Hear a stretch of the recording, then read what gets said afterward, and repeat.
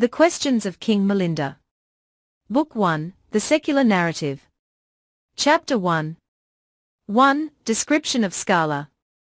Reverence be to the Blessed One, the Arahat, the Sambuddha. King Milinda, at Skala, the famous town of yore. Tingasena, the world-famous sage, repaired. So the deep Ganges to the deeper ocean flows. To him, the eloquent, the bearer of the torch of truth, dispeller of the darkness of men's minds.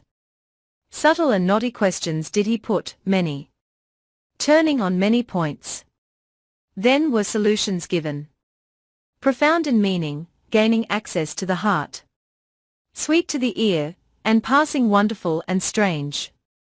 Faungasena's talk plunged to the hidden depths of Vinaya and of Abhidhamma, law and thought, unraveling all the meshes of the sutter's net, glittering the while with metaphors and reasoning high.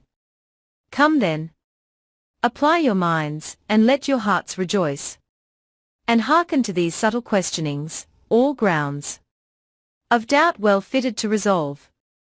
Thus hath it been handed down by tradition, there is in the country of the Yonakas a great centre of trade, a city that is called Skala, situate in a delightful country well watered and hilly, abounding in parks and gardens and groves and lakes and tanks, a paradise of rivers and mountains and woods. Wise architects have laid it out, and its people know of no oppression, since all their enemies and adversaries have been put down. Brave is its defence, with many and various strong towers and ramparts, with superb gates and entrance archways, and with the royal citadel in its midst, white-walled and deeply moated. Well laid out are its streets, squares, cross-roads, and market-places. Well displayed are the innumerable sorts of costly merchandise with which its shops are filled. It is richly adorned with hundreds of alms halls of various kinds, and splendid with hundreds of thousands of magnificent mansions, which rise aloft like the mountain peaks of the Himalayas. Its streets are filled with elephants, horses, carriages, and foot passengers, frequented by groups of handsome men and beautiful women, and crowded by men of all sorts and conditions, Brahmins, nobles, artificers, and servants. They resound with cries of welcome to the teachers of every creed, and the city is the resort of the leading men of each of the differing sects.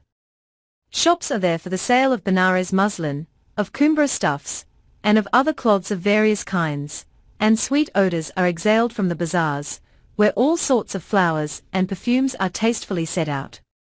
Jewels are there in plenty, such as men's hearts desire, and guilds of traders in all sorts of finery display their goods in the bazaars that face all quarters of the sky.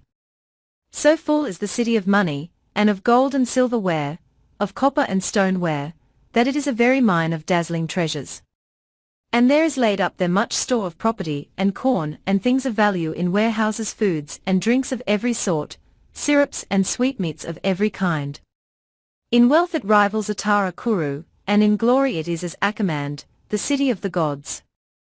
Having said thus much, we must now relate the previous birth history of these two persons, Milinda and Gasena, and the various sorts of puzzles.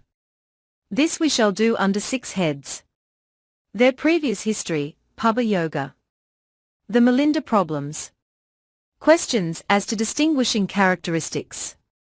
Puzzles arising out of contradictory statements. Puzzles arising out of ambiguity. Discussions turning on metaphor. And of these the Milinda problems are in 2 divisions: questions as to distinctive characteristics, and questions aiming at the dispelling of doubt, and the puzzles arising out of contradictory statements are in 2 divisions: the long chapter, and the problems in the life of the recluse.